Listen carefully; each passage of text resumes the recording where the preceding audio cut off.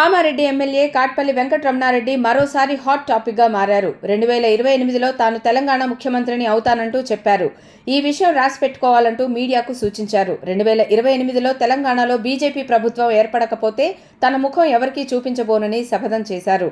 ఇంతకీ ఏం జరిగిందంటే, కామారెడ్డి ఏరియా ఆసుపత్రిలో అదనపు గదుల ప్రారంభోత్సవం జరిగింది. ఈ కార్యక్రమానికి విశిష్ట అతిథిగా ప్రభుత్వ సలహాదారు షబ్బీర్ అలీని ఆహ్వానించడం పట్ల అభ్యంతరం వ్యక్తం చేశారు కాటిపల్లి. అదనపు గదుల ప్రారంభోత్సవానికి స్థానిక ఎమ్మెల్యేనైన తనకు ఆహ్వానం ఉండదా అంటూ ప్రశ్నించారు. కామారెడ్డి నుంచి పారిపోయి ఓడిపోయిన వ్యక్తితో ప్రారంభోత్సవం ఎలా చేయిస్తారని నిలదీశారు కాటిపల్లి. జిల్లా ప్రభుత్వ హాస్పిటల్లో ప్రారంభోత్సవానికి మిగతా ఎమ్మెల్యేలకు ఆహ్వానం లేకపోగా ప్రభుత్వ సలహాదారు వచ్చి రిబ్బన్ కట్ చేస్తారా అంటూ ప్రశ్నించారు. భవిష్యత్తులో తాను ముఖ్యమంత్రిని అవుతానని, వీలైతే తాను కూడా తన గన్మెన్కు కేబినెట్ హోదా ఇస్తానంటూ పరోక్షంగా రేవంత్ను ఉద్దేశించి కామెంట్స్ చేశారు కాటిపల్లి. 2028లో సీఎం కావాలని పక్కా ప్లాన్తో ఉన్నానని, పక్కాగా అవుతానన్నారు. ఈ విషయం ఛాలెంజ్ చేస్తున్నానన్నారు కాటిపల్లి. ఇటీవలి అసెంబ్లీ ఎన్నికల్లో కామారెడ్డి అసెంబ్లీ స్థానం నుంచి బీజేపీ అభ్యర్థిగా పోటీ చేసిన కాటిపల్లి ప్రస్తుత సీఎం రేవంత్, మాజీ సీఎం కేసీఆర్లను ఓడించి సంచలనం సృష్టించిన విషయం తెలిసిందే.